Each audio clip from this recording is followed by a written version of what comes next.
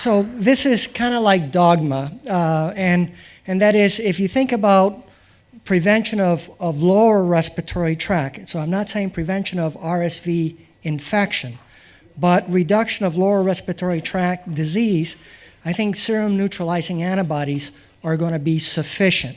And I'll start there with the rest of the data set. This was done a number of years back, showing George Siebers and others, showing the importance of passively administered serum antibodies in cotton rats who then became infected or were experimentally challenged with RSV. And the main point here is if you look at the 99% reduction, or in other words, almost 100-fold reduction in infectious viruses isolated from the lungs, the amount of antibodies that you needed was about 1 to 390. In order to achieve the same level of reduction of infectious virus in the upper respiratory tract, you needed 10-folds that amount. So that tells me two things.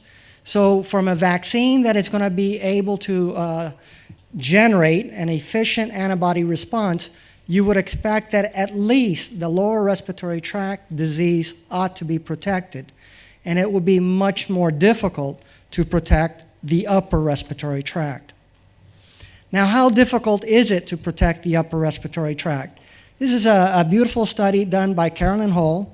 Also, Ed Walsh was part of this, and others, where they took 15 adults who were recently infected with an RSV-A subtype virus. And then at different time intervals, at 2, 4, 8, 14, 20, and 26 months, they gave experimental RSV challenge with an RSV-A isolate. And it was about 10 to the 5th infectious unit.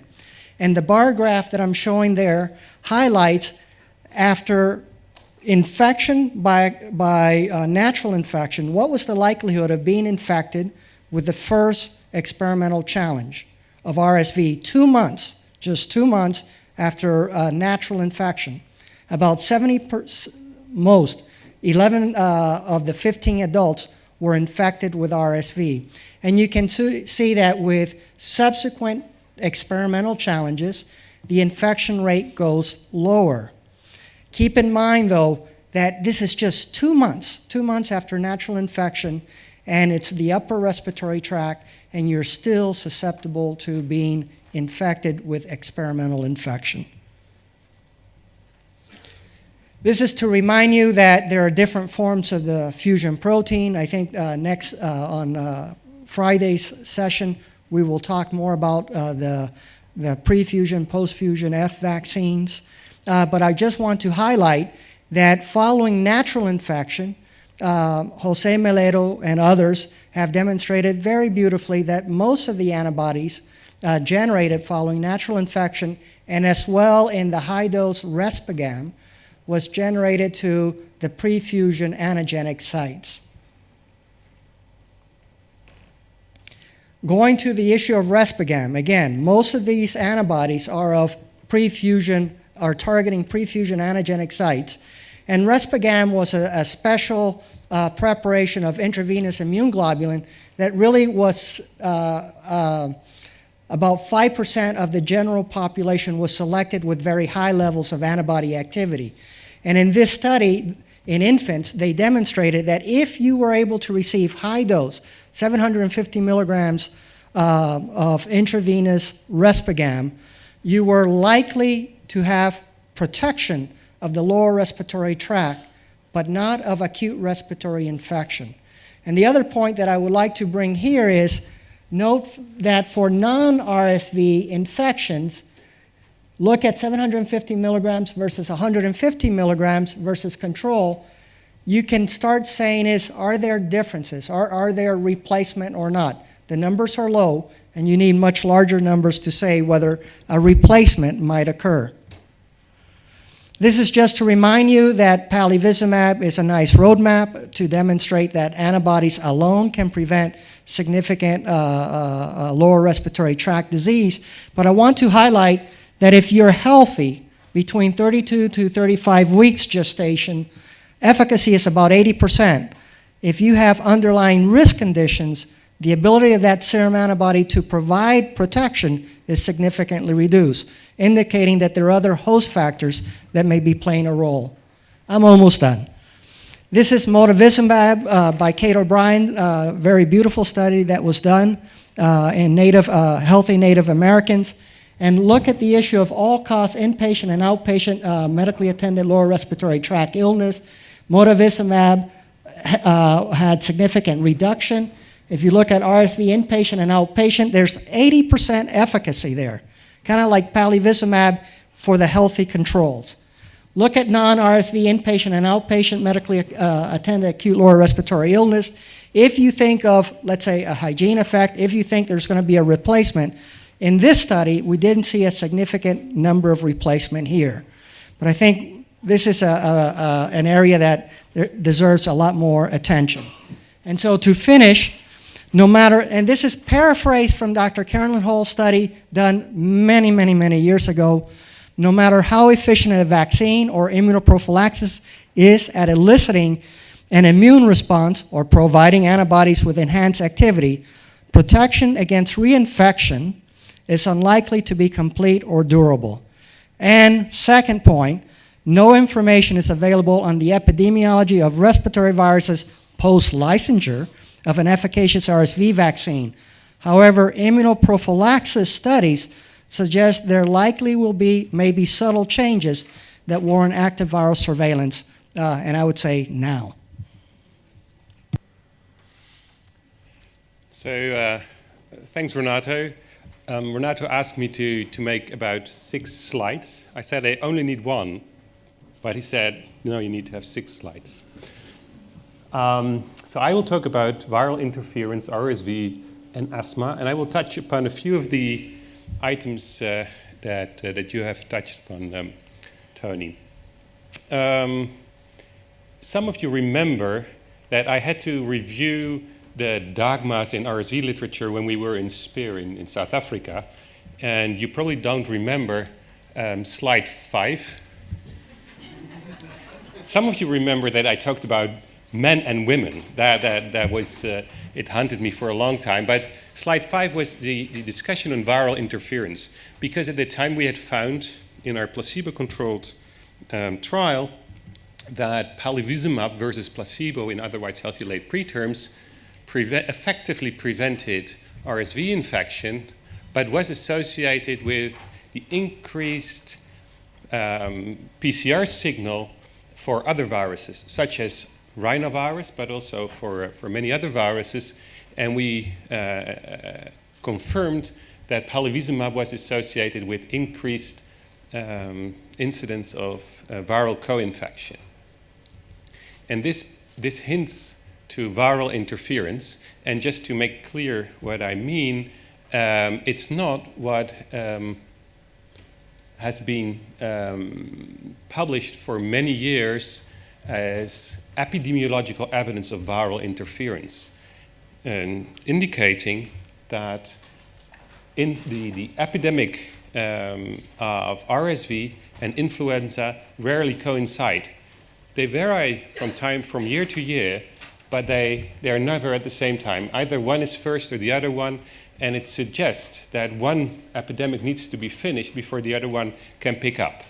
That's what they call epidemiological interference, and it may be related to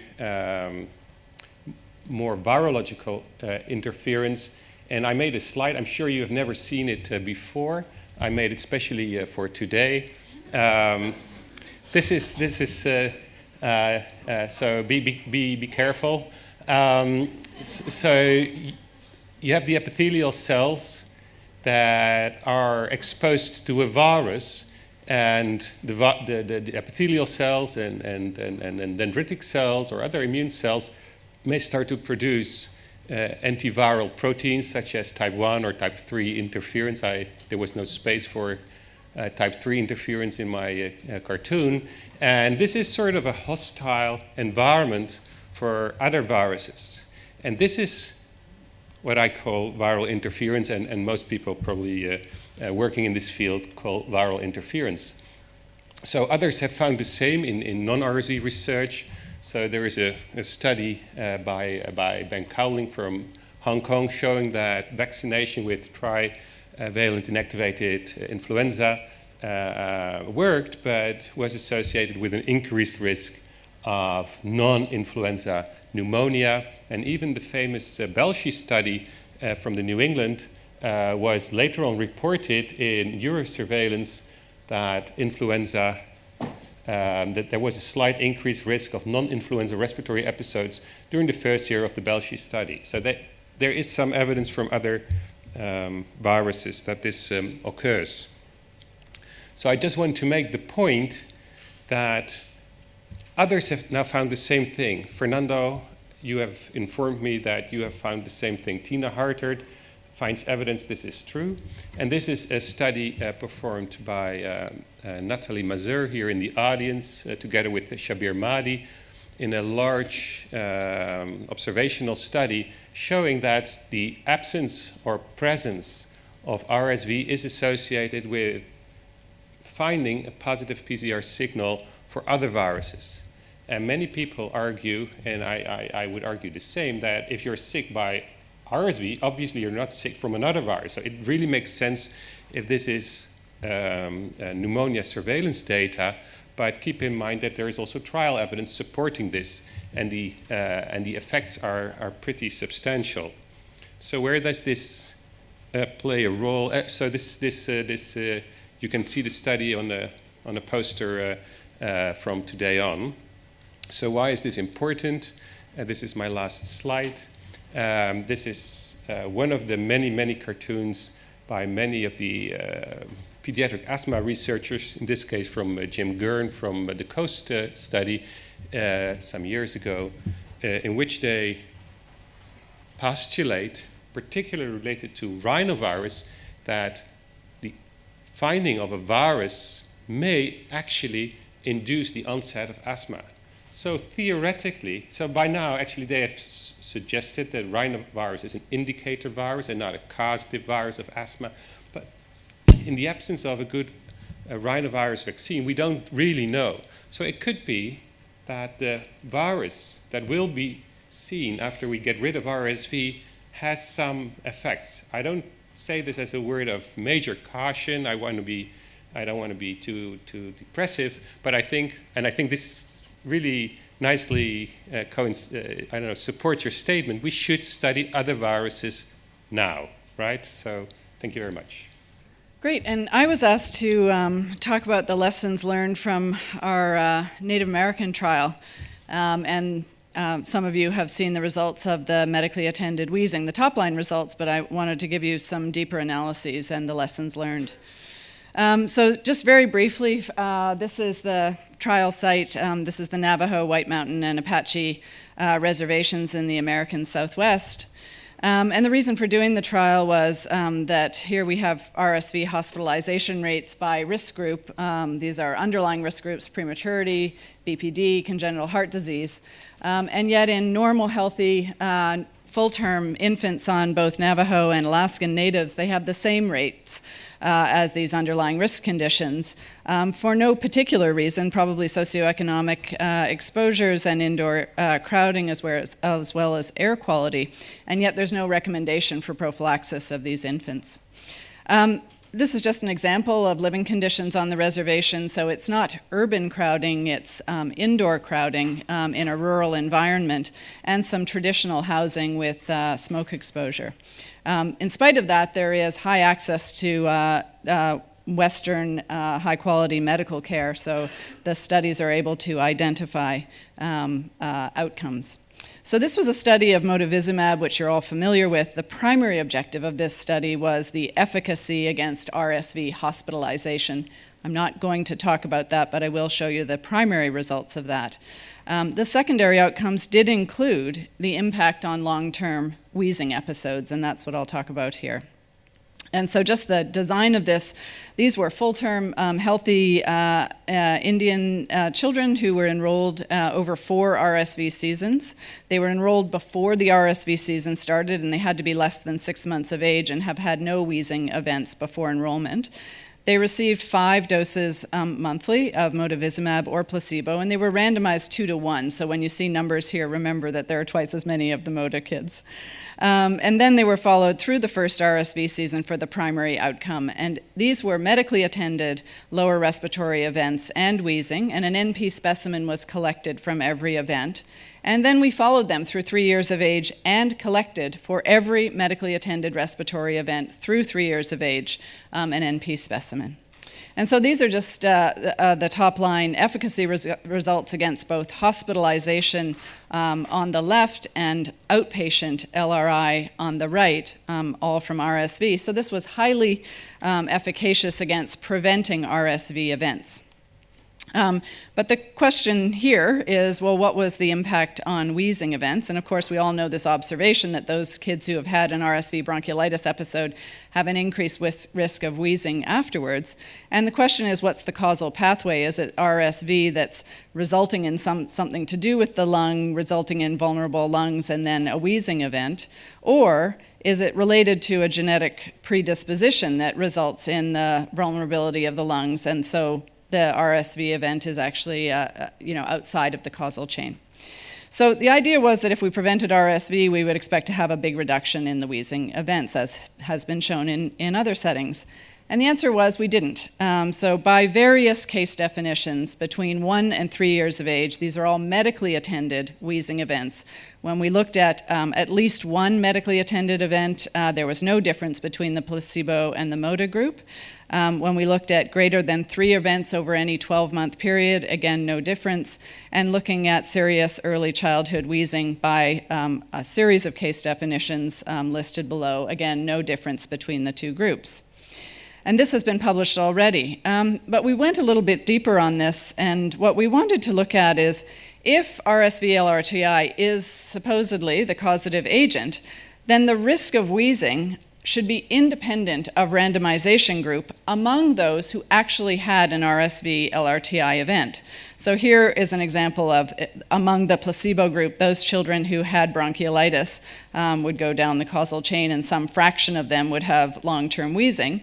And among the MODA group, there are many fewer events of RSV bronchiolitis, but those kids presumably would have a similar risk of wheezing. And so what we would expect to see is that the rates of wheezing in the 2 groups, conditioned on having had RSV lower respiratory tract disease, would be the same. Before I show you the results of the MODA group, I just want to emphasize that indeed, comparing among the placebo children, when you compare the rates of wheezing among all of the placebo children compared with those who had an RSV-Lrti, indeed, those who had RSV disease do have higher rates of wheezing events. And when we looked at the children who received modivizumab, they had much higher risk than the placebo children did of having subsequent wheezing, given that all these children had an RSV event. And so just looking, why was this the case? These children who received MODA and broke through MODA and had RSV, they're different than the children who were in the placebo group. And so there is somewhat higher history of atopic family history, but it did not reach statistical significance. I think one of the important points here is that we followed these children through 3 years of age.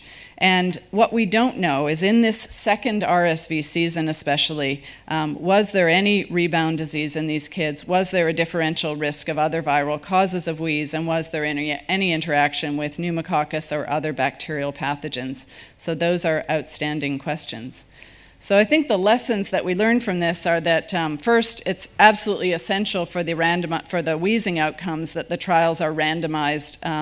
There's so much that can confound them, it's essential, and the standardization of the methods and definitions. The second is that wheezing risk is not defined really only by biologic attributes, but care seeking is highly variable, and so comparisons between trials is extremely difficult unless you control for care seeking. The third is that I think we view that the need to have trials in diverse populations is essential. No single population is going to be representative because of the influence of the underlying setting and certainly issues around the hygiene hypothesis. And then a series of unknowns that have not been addressed. The influence of non-RSV pathogens, the risk in season 2 of children who have been protected in season 1, the long-term impact on respiratory health, and the interaction, as has been mentioned before, of underlying wheezing risk, the efficacy by population subgroup, and the rate of wheezing by RSV infection and risk group. So I just want to acknowledge the large number of institutions and people who contribute to this trial, and the more complex story that underlines that top-line message of no impact on long-term wheezing, but certainly a big difference in the wheezing risk among those people who broke through modivizumab and got RSV disease compared with those who got placebo and got RSV disease. I'll stop there. So, I have such short time to explain the importance of lung function. I hope you pay attention to what Renato presented 45 minutes ago, the importance of lung function as an outcome for the intervention studies in LRTIs. So what we have to look when you think about LRTIs and subsequent wheezing and asthma, we pulmonologists, we think as paying attention to lower maximum respiratory flows, increased airway resistance, increased bronchial reactivity, bronchodilator response, increase in residual volume. So this is all features of obstructive diseases that we actually see all the time. And these are the tests that we can do to understand or to measure, for example, maximal respiratory flows, you do spirometry. If you want to measure resistance, you have RINT, interrupter resistance. You can do single occlusion technique, forced oscillation technique. If you want to measure reactivity, which is very common to stay with the infants after bronchiolitis, you can have a methacholine, carbachol, exercise, cold air challenges to assess the reactivity of the lung. You can easily measure the bronchodilator response, administering albuterol and measuring lung function before and after that.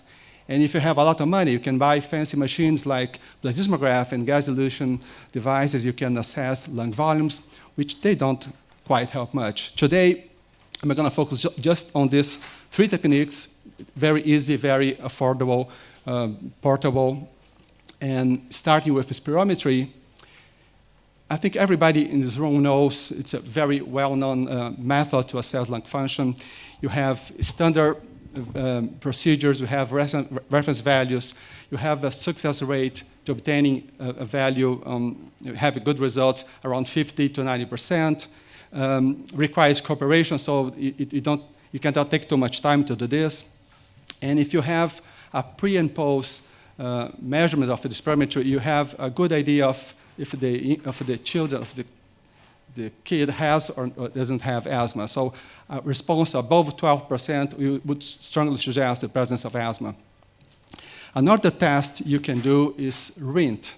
RINT is basically a very simple test you see in the picture here, a small device, and you don't need much cooperation, just have to breathe through a tube, and there is a very short occlusion of the airway, and then you measure the flow just before the occlusion and the pressure right after the occlusion, and then you combine pressure and flow and estimate the resistance. It's very easy to do, and it can be helpful if you look at the change in the resistance after a bronchodilator. So you measure the resistance, give a bronchodilator, and measure it again. If there is a 35% drop in resistance, it's very specific for asthma, for wheezing disorders.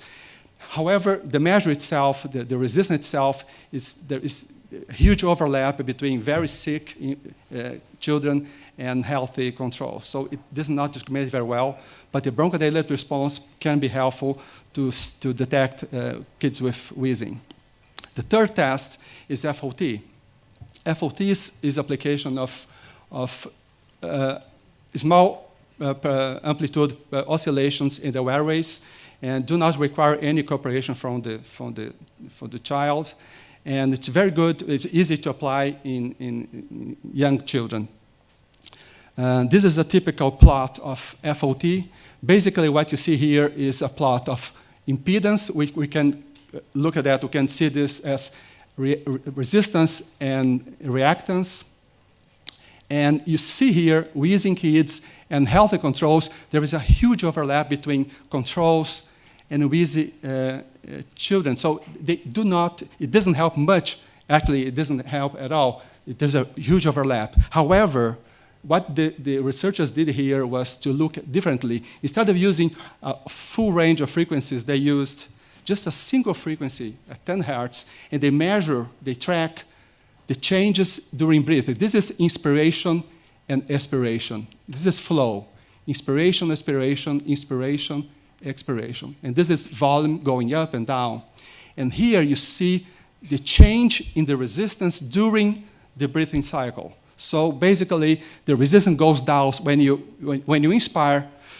You increase the size of your lung, and you have a lower resistance because your airways dilate.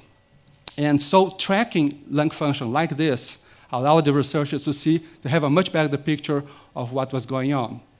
I don't have much time, but here you see that wheezy children had higher resistance at the beginning of inspiration. So right at the point where you are now, you're relaxed, you're end of expiration, and you have, if you're a wheezer, if you're asthmatic, you're going to have a higher resistance. But then when you inspire, you normalize. You see here that healthy kids and wheezy kids have almost the same resistance at the end of inspiration, but not at the end of expiration. So when you relax, you go back to have obstructed lung.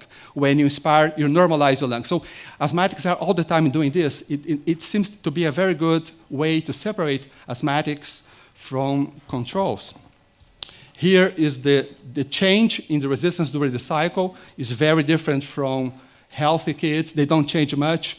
So this is the delta, don't change much. But here you see a large delta in recurrent wheezing children that normalizes when you give them bronchodilator. So the point here is that you can increase a lot your capacity to discriminate wheezy children from normal kids, healthy controls, using this technique to using the change in the resistance during the respiratory cycle. This gives you a area under curve of 0.95, sensitivity of 95%, specificity of 89%. So it's very good. This is way, way better than anything else that we have in lung function. Way better than RINT, than multiple breath washout or spirometry. So this is the machine, just so you don't think it's something extraterrestrial. It's a very simple machine, looks like a vacuum cleaner, but this is a commercial device from Canada. And this is a summary of my presentation. I'm listed just 3 options for lung function assessment in wheezy children. And you have RINT, you can do in infants, minimal cooperation, success above 80% in 3 years old, good sensitivity, specificity if used, bronchodilator response. Spirometry requires sedation below 3 years of age. Cooperation affects the success around between 50% in 3 years old to 80% or more in 5 or 6 year old. Moderate sensitivity specificity if you use bronchodilator response. But if you use FOT, you can do that in infants with minimal cooperation and using the technique that I just described you with the within breath, looking at the changes in resistance in the respiratory cycle, you have a way better discriminator tool. Thank you very much. Thank you all the presenters. Nice presentation. So my question is to Louis first. You showed in your earlier trial that palivizumab protects against recurrent wheeze for 3 years. Are you able to follow your subjects till the age of asthma inception? Can you hear me? Yep. So in our initial report, we had 400 children out of 429 in study. We kept all 400 in study until the age of 6. All of them have had full asthma evaluation. We didn't lose a single kid. And the study today is still blinded. But in the coming months, we will wrap up the pre-unblinding lung function and other measurements such as IgE, and then we will unblind. So undoubtedly, within a year from now, it will be the results will be in the public domain, whether, first of all, RSV is causally related to asthma, but probably our study might be underpowered to see that, but definitely for lung function. And I think, and this is something that I would like to hear other people's thought on, that lung function, in the light of all the new insights in long-term airway disease, even into later adulthood, is really something worthwhile. So yes, we're going to get the data, but a few more months. Sure. The same question to Kate. So for our study, because there was no effect overall on wheezing, the children were not followed after 3 years of age. The protocol did call for actually following them up further, but that was contingent on finding an effect at 3 years of age, so they've not been followed. Okay. So this is a question from a pediatric vaccinologist to pediatric pulmonologist, because I find myself needing some help. Let's presuppose that we had perfect markers of transient early wheeze, of persistent wheeze, of IgE-mediated wheeze. When we're thinking about what vaccines can do, what is it that we want to prevent? I mean, I'm pretty sure we want to prevent persistent wheeze, and we want to prevent IgE-mediated wheeze if we can. That might be harder. I want to get a sense of what the burden is of, say, transient early wheeze. So, because to me, I feel like we're working a little bit backwards. We're looking at all of our measures, and we're saying, what is it we can measure? But I would sort of like to know, what is it we want to prevent, and then what are the measures that we can use to look at preventing at those, or do we not have specific measures? So I would really like to hear from Renato and Marcus on this. Marcus? Chairman first. Oh, how elegant. I think we don't have an answer. I don't have an answer for that. Those are the same questions I have. But I think we have an opportunity with the studies, because, as you say, much of the data has looked backwards to markers, and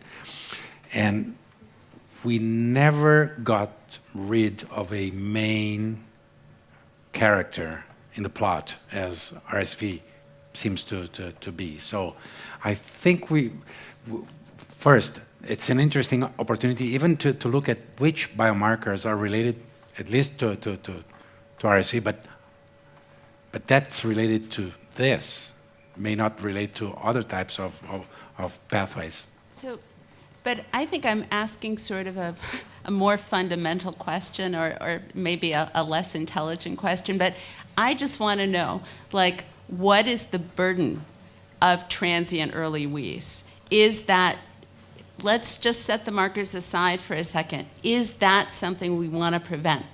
And, and what is the burden of that kind of phenotype in various populations? And then we look at the markers, and can we find that? I think it's a matter, well, how much does it cost in health resources? So I had this discussion many times. So we want to prevent asthma, or we want to prevent recurrent wheeze. And I think those are two different goals. And if you talk to adult pulmonologists, they will say definitely asthma and COPD. And this is pretty much where the adult research is concentrated on that. We as pediatricians, every year we have the same, we have bronchiolitis, and imagine you're going to get rid of this peak of admissions with the various approaches. But still we have a huge number of those kids do not die from recurrent wheeze. You want to put a lot of money on something that the burden is not death or huge numbers of admissions, but those kids are getting. So what I'm trying to say is there is no simple answer to that. And I don't know how to measure the burden of those two things and classify them. I guess I would urge that we think about that, and I won't take up any more time on this, but I of course would urge any of us who are thinking about RSV to think about non-death outcomes as a general matter, but I'll see you to the gentleman behind me. Hi, a comment on the question. Sure. So we have a study, it's an ecological study. We've been following a group of preemies that come into the clinic every year. They graduate from the NICU. They're all at birth less than 1,500 grams. And we follow them initially till the age of 1, which is what I can at least talk about today. And what we see is that when palivizumab started being implemented as part of the public health armamentum in Argentina, the rate of RSV LRTI was cut by half, just like you see with the trials. But the rate of LRTI didn't go down because we saw an increase by 4-fold of MPV, we saw an increase of rhinoviruses that were causing admissions, which to me suggested that whoever is ready to get ill will get ill. Like you see with the human challenge studies, whoever is not going to be infected, you can throw whatever you want at it, it's not going to get infected. Now, what we did see, though, is that those where we prevented RSV and got hospitalized for other viruses didn't have recurrent wheezing. So we saw that RSV had something, at least, I mean, of course, this is just follow-up, but it seemed to have something different in terms of these kids getting recurrently admitted because these kids get so sick that they end up coming to the hospital. So that aside, I have a question.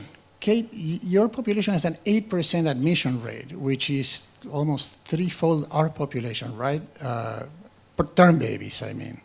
So how do you think that affects? Because and we have people that are in the same conditions of poverty as the Navajo children. I mean, they're not richer. So could this be some special genetic condition or something that happens in these kids so that whatever Pali or Mota may do, you're not going to get?